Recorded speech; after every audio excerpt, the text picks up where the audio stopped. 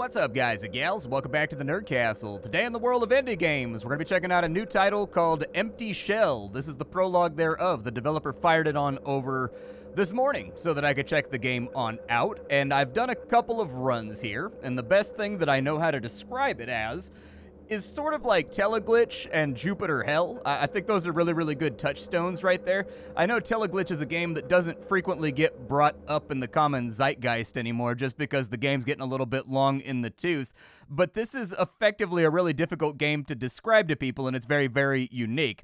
And so anyways, what this is it's a dystopian survival horror roguelike that has a lot in common with something like Space Hulk, where effectively you are part of a group of people that live on like an oil rig or something like that. It's not made abundantly clear exactly, but really either people live on the oil rig and there's some kind of lottery and they send people to shore to go into an ancient facility and nobody ever comes back.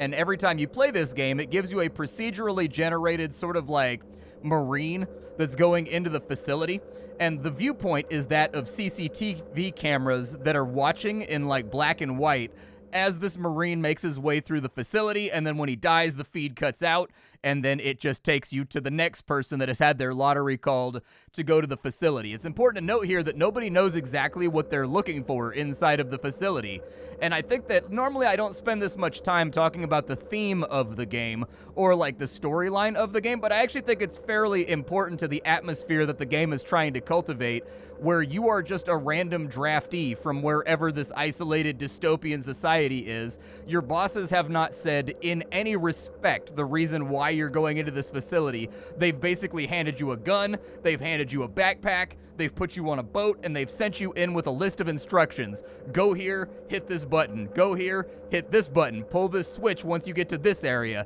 And it's kind of like you slowly piece together what's going on from like data logs and things that you're finding, but nobody ever makes it out alive. And so anyways, we're going to play Empty Shell today for about 25 minutes. See if it's something you wanted to add to your wish list or otherwise pass on. This is more or less first impressions. I've only done 1 or 2 runs prior to the recording of this episode. I do think this game has a rather polarizing art style, so I'll warn you there. The game uses very aggressive CRT effects. It uses very aggressive scan lines. The entire game is monochrome, and they've also got a very heavy pixel filter over the top. And so I do think that some people are really going to like this game for that, because it's really leaning into kind of like that Giger or that John Carpenter or like that Ridley Scott feeling of being a lone marine inside of a facility, not knowing what you're doing, spraying bullets at like the unknown darkness and things that are trying to get you. And then other people are going to be like, this is visual, graphical gore, and I just can't look at it any longer. I haven't decided exactly what camp I'm in just yet, but we'll dive on into Empty Shell and we'll take a look at it. So let's start a new game. We'll put it on medium difficulty, and they make us get onto wooden boats with weapons pointed at our backs. A backpack with a weapon and some ammunition. For the lucky ones, it's an automatic rifle, but fewer and fewer of them are seen. They say that we will find supplies on the spot, even if no one has ever been able to confirm it. I never understood why they send us here one at a time. We might have a chance with more people together. I've seen dozens leave in the last few weeks. Men, women, the young, the old. No one ever returns. A new boat leaves the ship every 12 to 24 hours. I see them disappear in the fog and the rain that never seems to stop falling. They say that the facility is not far from here, no more than 4 nautical miles, a little more than 3 hours before you reach the beach. If the waves don't overturn the boat and engulf you in the darkness of the ocean, the next turn is mine. So we are Makoto Kaneko, 18 years old. My last character was 60 or so. All right, so here we are. We've been given a light laser rifle. You can see our character. We're already being watched through the CRTV screen right now, or the CCTV screen. Let me give you a quick run through of the UI. It's fairly minimalist, but our HP is in the top left corner, and our armor is in the top left corner as well. The armor takes damage before your character does, so this is not a Doom-style situation where the damage is halved, and half of it goes to the armor. Armor is tremendously valuable in this game because it flatly mitigates damage. So if you find anything like plate carriers or anything else like that, you're going to want to strap those on your body about as soon as humanly possible. Top right-hand corner, we've got our score. We've got how much money we've earned. I don't know if the meta-progressive elements have been added to the game just yet, but in going through the opening menu, It seems like you can use this money to buy new equipment that you either start with or that can be found inside the dungeon or inside the facility. There's things like cloaking devices, there's things like medical steroids that make you run faster, have infinite stamina, stuff like that. We've been equipped by our masters, or our overseers, with a light laser rifle and a iron pipe. The light laser rifle, it's a shoom gun. It basically goes and it just makes a beam that fires in one direction. However, it chews through ammo incredibly quickly. I've actually been fortunate enough to have this weapon in previous runs, so I can describe it to you. So far, my favorite gun in the game has been the shotgun. Just the bare pump shotgun has been my favorite because there's no end to the ammo. It packs a wallop, and it kills things in like one hit. But the light laser rifle is going to make us have to concentrate a little bit more and maybe focus on not using quite as much ammunition. We do have some kind of data log here. It says we can dodge with space, we can use a gadget with G, and we can use a device with Q. I'm going to do my best to remember that. We've got one crate over here that we can look inside of. It's got 12 gauge shells, and it's got medium caliber bullets. Neither of those are particularly helpful to us. You can press the I key in order to open up your inventory, where it'll give you this very, very analog display of the things that you've got on you. We can swack stuff with an iron pipe by left clicking, and if we hold down right click, it puts us into ADS mode, which will cause the camera to kind of like zoom in a little bit and give us a little bit better of a view cone. We've got limited inventory space. That is a major part of the game, is trying to figure out what you can fit inside your backpack and what you can't, what is useful to you, what has utility, and also feeling that sting of regret when you drop something and then later on you find like the gun that it goes with or the device that it goes with because you were hedging your bets on something else. I think that kind of heartbreak is kind of a part of the game, kind of leaning into the idea of being a space marine, or like I don't even know if we're in space. A guy with limited ammunition and limited options. You can see our character in the center of the screen right here. I have no doubt that the encoding on YouTube, there's like a zombie right there. We got him though. Oh, there's another one. We got him right there too. That one dropped money. And so the money does drop. I just don't know what it goes to just yet. We've got like some kind of spider beast over here. We'll go ahead and laser him down real fast. It doesn't look like... Oh, no, there's a zombie right there. I'm going to kind of save ammo and just hit him with a melee. There we go. We beat him to death. I don't know if it breaks our weapon or anything when we smash guys in the face, but there is a chest over here that we can take a look at. We got 40 energy cells. That's really, really good because that's ammunition for the rifle that we currently have. We have a drone with an automatic rifle on it, and we've got small caliber bullets. There's another zombie over here that needs to be dealt with, so we'll go ahead and beat him up real quick. There we go. The zombie is down. He didn't drop any money or loot or anything else like that, but there is an action RPG vibe to the game where occasionally enemies do drop things in like a shower of shiny goodies. If we press the tab key, we do have a map that they've given us of the facility here. It fills in. I don't know exactly what the signal strength does. I think the signal strength may tell us exactly where our objective is, but I haven't really watched it while I've been playing the game. We can't go in through that way, unfortunately. There's been some kind of rumbling. I don't know what the rumbling was. Probably doesn't bode well for me, though. Oh, there's a generator over here. Okay, so this is one of our objectives. We've got to boot the laboratory generator. So as you can see, the generator has been turned on, and so we've completed our first objective for the prologue. I don't know if that's going to make this door open right here. Well, it seemed like it might open for a second. Oh, there's a button right there. I need to know the code. 81... It's just going to tell me. I guess it just told me what the code is. It looks like we've got another button inside of here. So we've rebooted the IT systems generator, and we've rebooted the laboratory generator. So we are kind of moving right now. Let's go ahead and we'll take a look around and see what else we can find up in this hellscape. I'm going to get the laser rifle ready to go because I don't know what's going to be in these rooms. I do think that the game could actually make use of vision cones as well, things being blocked by line of sight or whatever. In general, anything blinking is something that you can interact with. N. Nakata. Naboru, I'm contacting you completely unofficially. It's been 2 days since we received the daily reports, and all kinds of signals sent here from the mainland to the facility are getting no response. Do you have a problem with the generators? Do you have to report any kind of relevant interruption in the SSLW? Project, I inform you that it's been decided to wait a few more days before the official verification of the situation is made. If you deem it appropriate, you can anticipate any problems to my personal address before officially informing the board of the reasons for these anomalies. Takahiro. Okay. Well, we've got doors over here, but I don't know which one I want to go into. That seems to have put us in some kind of tiny cubby. But there's loot. We've got small caliber bullets and a 12-gauge shotgun. We definitely want to take the 12-gauge shotgun. The 12-gauge shotgun is going to be really, really useful for when our laser rifle runs out so that we can ditch it. All right, so what do we have going on down here? I'm going to get the laser rifle ready. We got a zombie over there. I'm just going to melee him. One zombie is no biggie in this game. It's when you get to the rooms that have like 25 enemies in them that it starts to get a little bit hectic. We do have a dodge move. Oh, we found an Uzi too. And now we've got to make our decisions. I am going to equip the drone with the automatic rifle. I think we've mostly got medium caliber bullets here. And I think it's small caliber bullets that use the Uzi. So let's go ahead and we'll drop the medium caliber bullets for right now since we don't really have a gun that goes with it. And then we'll take the Uzi and we'll take the small caliber bullets. And we've got weapons now.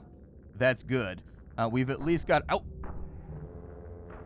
There was a spider. He got me. I especially like the muffled sound effects that they used in order to make things feel detached like it's coming in through a very low-res speaker. I like that a lot. That zombie had a gun. Zap you over there. All right, so both of them are now down. There's another zombie over there. And there's some kind of like, I don't know if this is like a water intake for like a nuclear fusion, like a nuclear reactor or something. I don't know, it's hard to tell.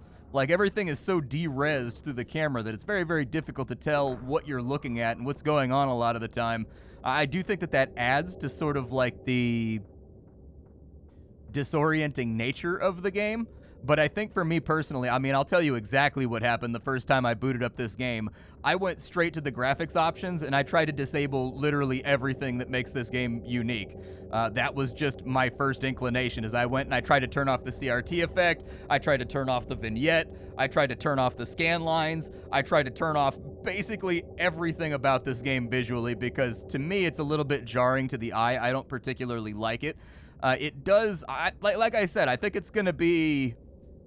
I think this game is very much going to be polarizing because some people are going to instantly be like, oh, so he's trying to invoke that old feeling of kind of like isolated horror movies and whatnot, where the operator is all by themselves and like the only way that their team can like relay information to them is through a headset and they're watching on CRTs. It's got kind of like a Screwfly vibe to it. I don't know if you guys have ever played any games that were made by Screwfly, which is a developer from like 2014, and they were renowned during that time period for making very, very weird games. If you ever have an opportunity, I highly recommend you check out their catalog because there is some very interesting stuff in there. Dead Knot, in particular, is a game just like this, where it's weird and like visually it's kind of like unappealing, but at the same time, the core gameplay loop is very curious and very interesting.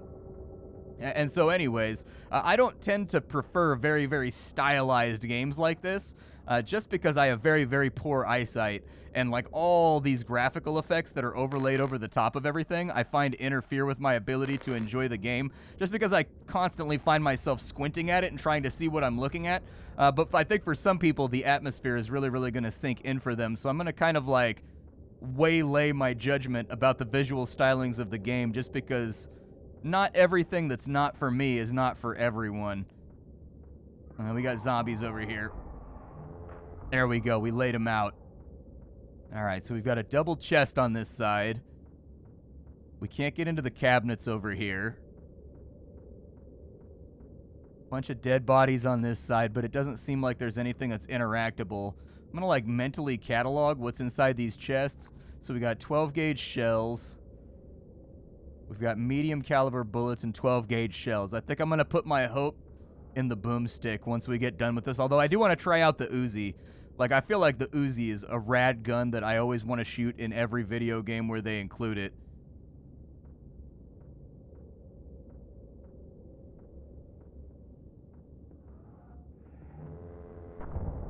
boy, it's a giant hand. It's dead. We got it. We got it. We're almost out of ammo, but we got it. It dropped a whole bunch of oh, I can't walk around it. It's like taking up the actual hallway. Can I disintegrate it or anything? Oh, it despawns. Okay, well, I'm like out of ammo. That was probably the last zombie that I'm going to kill with the death laser. So I think at this point we leave it behind. I don't think we have too many other options.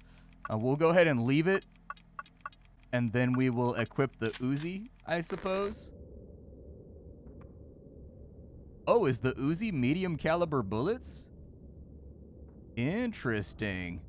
I thought for sure, like, isn't the Uzi like 9mm Parabellum? Or is it 45 caliber?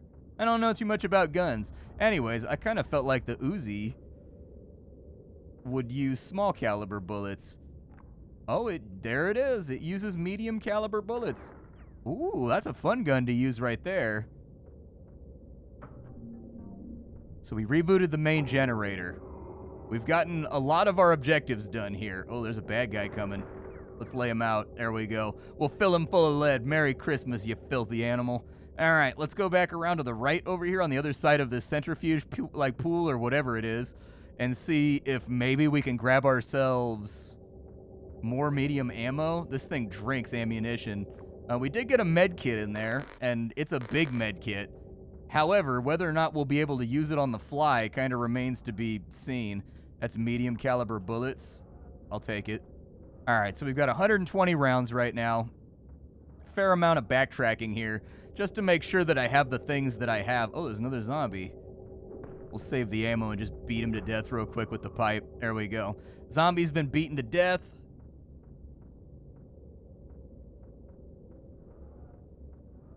And then I think we're going back into the hallway where we fought the big, giant, disembodied hand.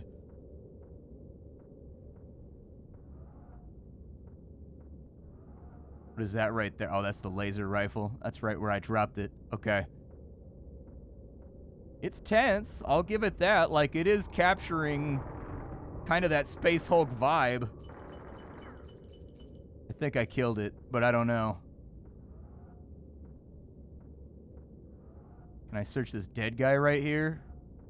No.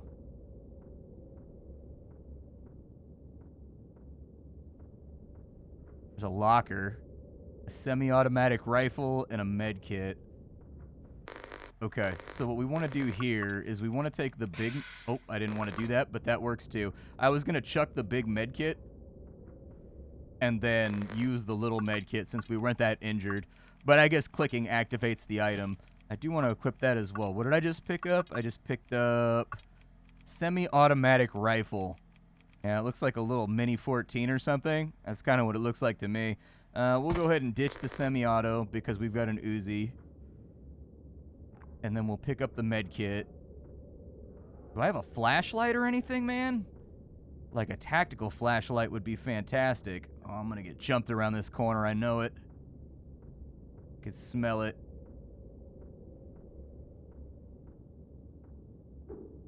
Can I break the crates or anything? It doesn't look like I can. I was kind of thinking maybe I could break the crates or break the barrels or something to find more loot.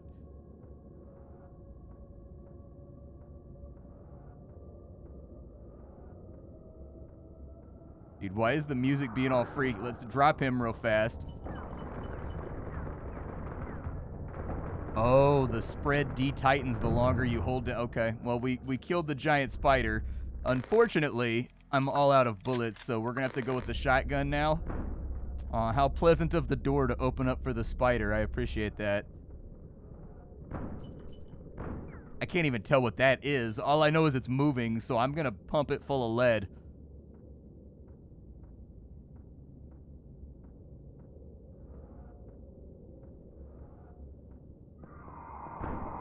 Oh my god. Okay, run, run, run, run, run, run.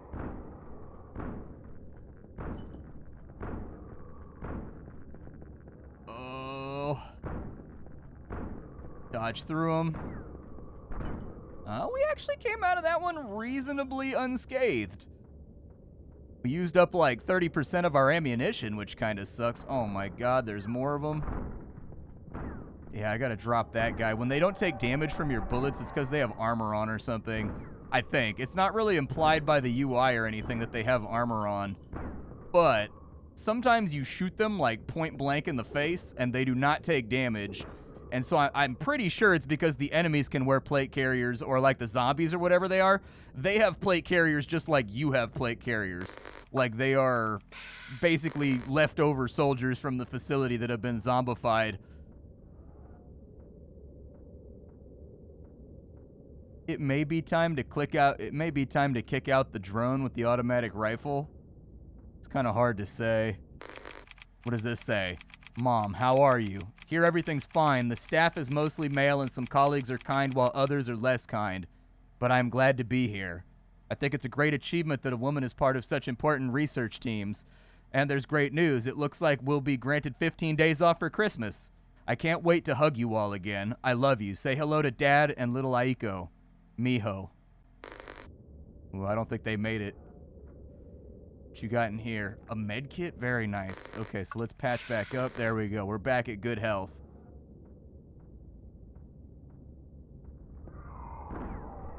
That was a reflex. That was just muscle memory. I probably could have meleeed him down and saved the ammo, but... Oh. I got money. Did I get it out of that vending machine, or did I get it out of the dead body? Ooh, there's an upgrade station. Nice. So there's like RPG mechanics here. Okay. I've got... Let's get the medium caliber bullets. We'll get the shells.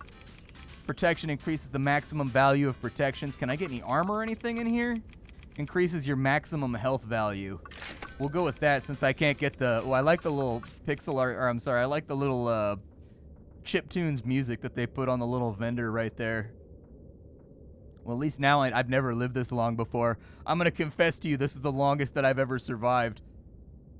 Protection plates. Good. Okay, so we'll put on the plate carrier real fast. There we go. So now we've got armor plating, which is probably going to let us last a little while longer if we end up getting hit. Can I loot this for money? Looks like that upgrade station has the same inventory as the other upgrade stations. Fair enough.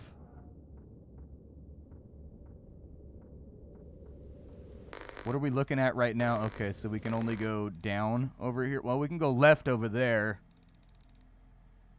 But it looks like we are mostly on track right now.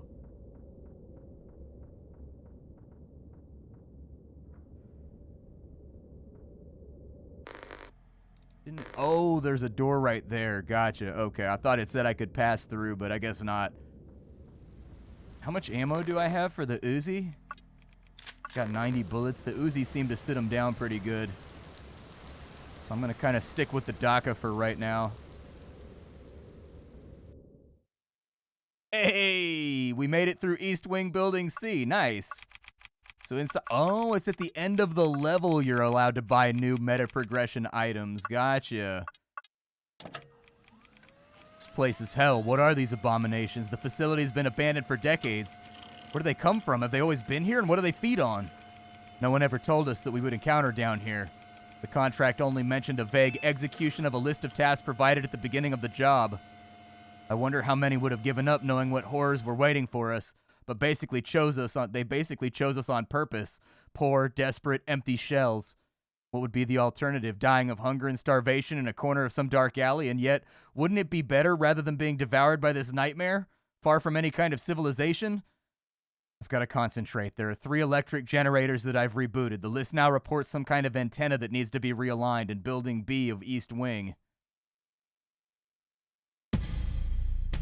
I mean, to be fair, you have survived this place longer than any other Marine that I've been in control of. I'm not going back to that hellhole. Here's the thing, they give you a gun, so why not, like, go into the facility, like, wait 25 minutes and see if they left, or spray them with bullets from out of the darkness and refuse to come down here. Zombie right there, we'll go ahead and take him out. Got a few more runners. I think I can spare some bullets dropping them. A little bit of cash on that guy right there. Very good selection on the sound effect for the money right there. I like that a lot.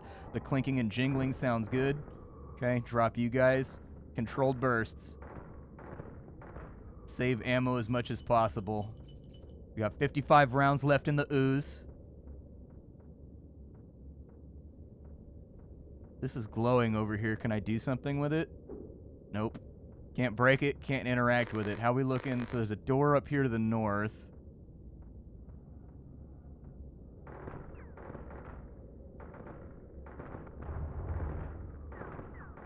Okay, we've got some kind of exploder that we've got to deal with now, too. Oh, I'm behind a pillar. I was like, why are my bullets not flying out? That's one of the things with this game is, like, I can't help but feel like this would be a much better game if it was in color. And instead, they used kind of soft lighting and whatnot because they've obviously already got that implemented. And so, like, I feel like this would be a better game in color, but maybe that's just, like, a personal preference from me. Like, I'm just not a big fan of monochrome stuff. I don't even think it's the visual filters and whatnot. It's just monochrome doesn't work for me on a certain level.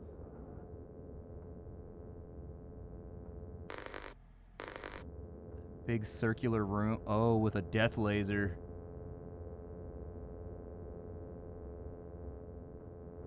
I'm gonna go for it. I think this chest blocked the laser. It did not. It did not block the laser, but we did get a fragmentation grenade, which is kind of cool. There is a door back there.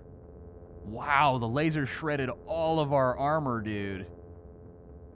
Okay, all of our armor and some of our health.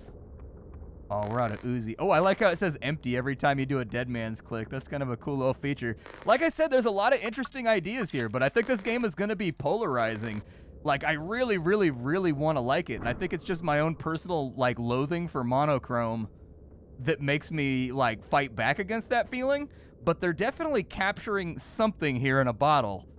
Like, this game may not look like much when I put it up on YouTube, but it's got kind of like Teleglitch meets Space Hulk, meets a little bit of Darkwood in there, possibly. Like, definitely, I don't know if the developer is a fan of Screwfly games, but this feels like the kind of game that Screwfly would make.